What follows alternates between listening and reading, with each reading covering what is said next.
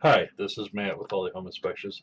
There's very little as Americans that we like more than mom, apple pie, and our decks. Unfortunately, several decks were never constructed properly, so I'm going to show you some of the most common defects we see during home inspection. Hi, this is Matt with All the Home Inspections. So during a deck inspection, we're always looking at a lot of different things. One of the most critical parts of your deck is your support post. This support post is a 4x4. It is buried in the ground, and it is approximately 10 feet high.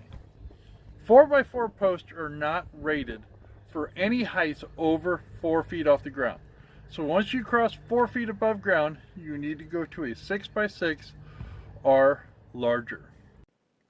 As you can see in the picture here, the reason we don't want 4x4 posts is because they tend to warp, bend, twist, and sometimes the load of the deck itself will cause them to bend out and possibly fail. Just the same as you should never bury your post into the ground, because when you bury your post in the ground, what you're doing is you're allowing moisture to get to the underside of the post, which can rot it off prematurely and cause problems down the road. So always put your post on a pillar. Do not bury it in the ground. This cedar post sitting on a concrete pier has been here for over 40 years and is in pretty good shape. Unfortunately, this other cedar post is just 8 feet away. Also on a concrete post, the dirt settled in around it, and this post has rotted out enough that I can put my hand all the way under it.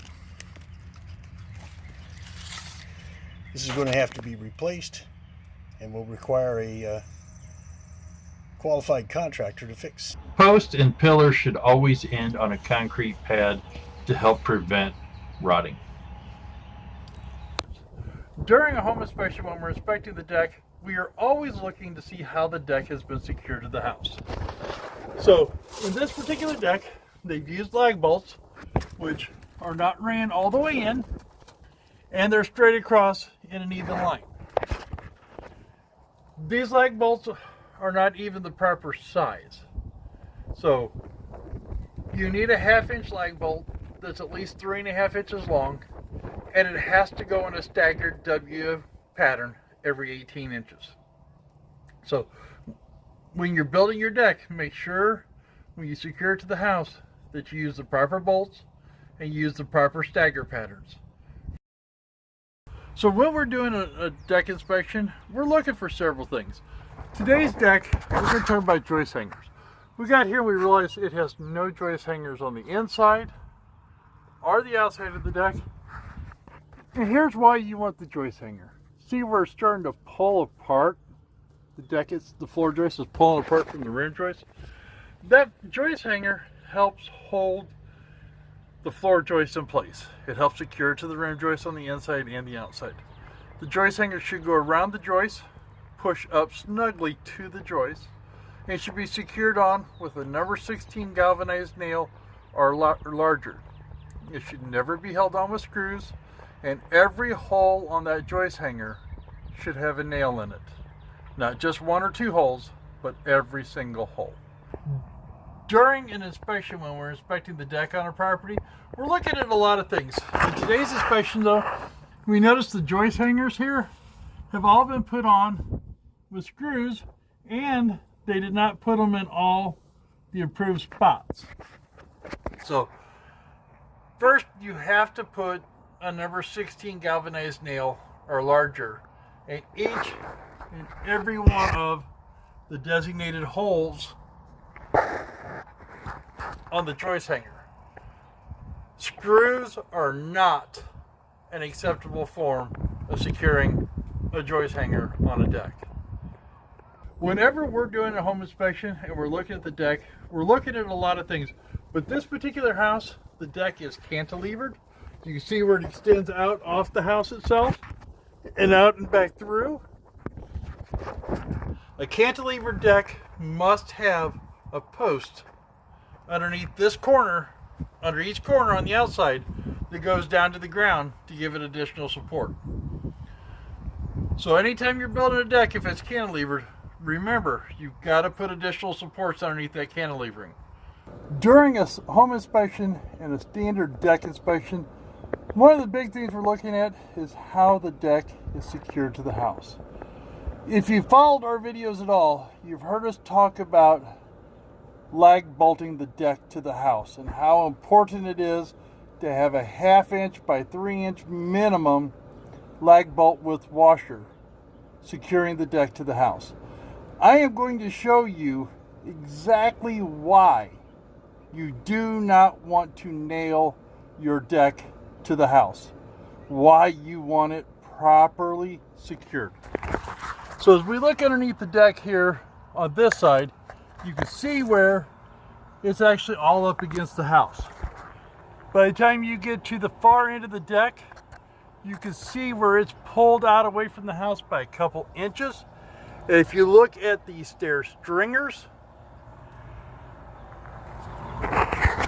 you can actually see the active bow in the stair stringers, where this deck is literally pulling away from the house. And it's just a matter of time before it falls. Another defect we find are decks attached to brick veneer. Brick veneer is not considered to be a suitable attachment point. To do that, the bolt has to go all the way through the brick and into the rim board, and that is pretty much impossible to verify during a standard inspection unless the basement is unfinished. In addition to being properly fastened to the rim board, the deck rim board should also be properly flashed. As shown in the illustration here, flashing is important because the deck board, of course, will be treated, but the board for the rim board that attaches to the house more than likely will not be. And here's what happens if they're not. This deck collapsed basically because the nails that held it to the house rusted when water ran down between the treated rim board and the exposed house board. Sometimes it's just because the house board rots away and the whole thing falls. Either way, it's not a good plan, and careful planning and proper construction will prevent serious accidents. Of course, this isn't everything that could go wrong with the deck. So now that we have you sufficiently scared, let's go and look at a deck that's been done right. Hey, I want to take a moment to show you several right things on a deck. As you see, the posts are on a sonotube, so they're not going to be buried in the ground and they're not going to rot off. Our beam out here is actually a 3 2x10s used for the beam. Or actually, you only need 2 2x10s.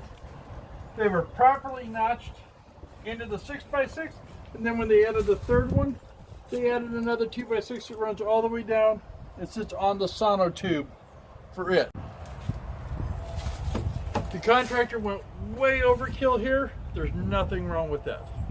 He used 2x10 floor joists on a 10-foot span on 16-inch centers. You can actually do a 14-foot span on 16-inch centers with 2x10s. This particular deck was built to hold a Sherman tank on top of it. It is not going to go anywhere for a really, really long time. For your accurate and latest information on how decks should be built, we recommend that you use the DCA 6 Prescriptive Residential Wood Deck Construction Guide from the Wood Council, from the American Wood Council. Google that, DCA 6, and it'll come up for you.